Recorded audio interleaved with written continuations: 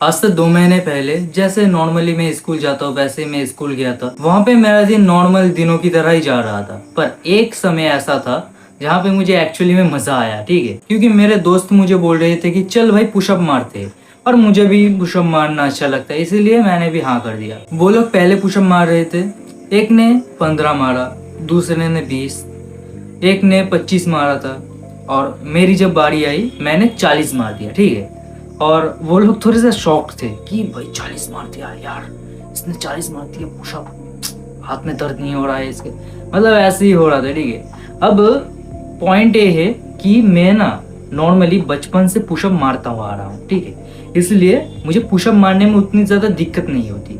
हाँ, एक समय ऐसी थी जहाँ पे मैं एक भी पुशअप नहीं मार पाता था, क्योंकि उस समय मैं कुछ ज़्यादा ही मोटा हो गया था, अनहेल्दी हो गया था, सिंपल वर्ड, मैं ओबीस कैटेगरी में चला गया था। ठीक है, इसलिए मैं पुशअप नहीं मार पाता था। और सही बताऊं तो बहुत लोग पुशअप को अंडर एस्टिमेट करते हैं। ठीक है, इसीलिए मैं इस वीडियो को बना रहा हूं, और इसीलिए तुम लोगों को मैं समझा रहा हूं कि पुशअप एक्चुअली में तुम्हारा लाइफ भी बदल सकता है। क्योंकि एक मर्द के लिए अपनी छाती चौड़ी रखना ये बहुत ही इंपॉर्टेंट है। अपने अपर बॉडी को पावरफुल बनाना, अपने अपर बॉडी को मस्कुलिन बनाना एक लड़के के लिए बहुत ही ज्यादा इंपॉर्टेंट है। और अगर लड़की के पॉइंट ऑफ व्यू से भी देखो तो एक लड़की भी तुम्हारे शोल्डर्स को ही देखेगी। ठीक है, मतलब तुम कितने वाइड हो, कितने लंबे हो, वो ही देखेगी। तो तुम्हारे शोल्डर्स का बड़ा होना, वाइडर होना, और तुम्हारी हाइट का लंबा होना बहुत ही ज्यादा इंपॉर्टेंट है। हाइट का तो तुम कुछ नहीं कर सकते, वो तुम्हारी जेनेटिक, तुम्हारी खान पान ही है, और एक समय के बाद तुम हाइट को बढ़ा भी नहीं सकते। ठीक है, मतलब 22 के हो गए तुम,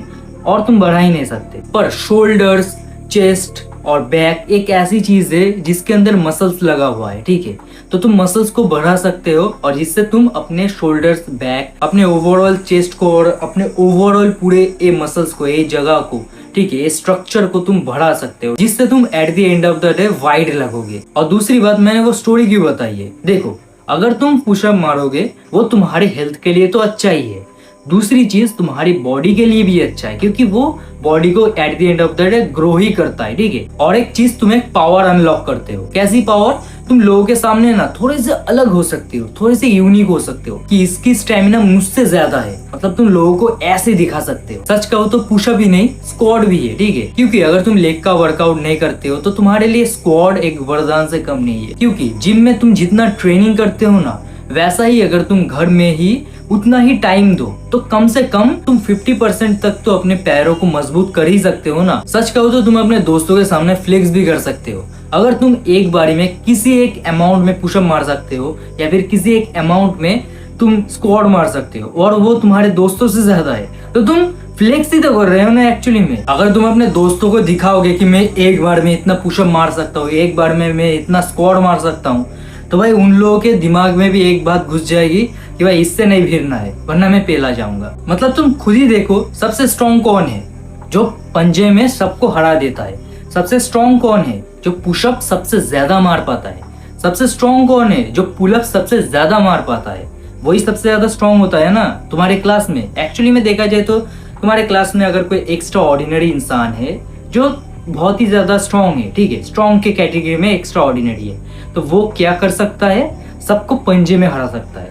वो क्या कर सकता है? सबसे ज्यादा पुशअप मार सकता है, या तो वो अपने शरीर को अपने हाथों से उठा सकता है, ऐसे, मतलब पैर ऊपर हाथ नीचे, ऐसे कर सकता है। देखो, मैं तुम्हें उस लेवल पे जाने के लिए नहीं बोल रहा, पर अगर एक बॉर्डर लाइन शिफ्ट किया जाए तो तुम्हें कम से कम 30 पुशअप मारने हैं। ठीक है, एक बार में तुम्हें कम से कम 40 स्क्वाड एक बार में मारने हैं। ठीक है, बिना रुके। तुम्हें कम से कम 6 से 7 पुलअप मारने हैं। इतना तुम्हें करना ही है। अगर तुम इतना ना कर पाओ तो तुम वीक हो, मतलब अपने आप को आईने में बोलो। एक्चुअली में तुम वीक नहीं होगे, फिर भी अगर तुम 25 पुशअप भी मार रहे हो तब भी तुम वीक नहीं हो, पर फिर भी तुम अगर आईने में बार बार ये बोलोगे कि मैं 30 पुशअप मार सकता हूँ, तुम अपने आप से वादा कर रहे हो और तुम 30 पुशअप मारने की कोशिश कर रहे हो, तो तुम एक दिन ना एक दिन 30 पुशअप मार पाओगे, या फिर उससे ज्यादा भी मार पाओगे। तो अगर मैं तुम्हें कोई बेस लाइन दूं स्ट्रॉन्ग कैटेगरी में, तो तुम्हें कम से कम 30 पुशअप मारने हैं। ठीक है, तुम्हें 6 ठीक है 6 पुलअप मारने हैं, तुम्हें 40 स्क्वाट मारने हैं, और 35 सिटअप तुम्हें मारने हैं। ये बेस लाइन है। अगर तुम इसको पार करोगे तो तुम स्ट्रॉन्ग के कैटेगरी में जाओगे, और अगर तुम इसको पार नहीं करोगे तब भी तुम स्ट्रॉन्ग हो पर तुम नॉर्मल हो, ठीक है। तुम एक्स्ट्रा ऑर्डिनरी और कुछ नहीं कर रहे। मुझे अंदाजा नहीं है कि मेरी कितनी बातें तुम्हें समझ में आई है, पर जितनी भी आई है वो काम की ही है, एक बार करके देखो, ठीक है। तो भाई मैं भी जाता हूँ, भाई अपना ख्याल रखना।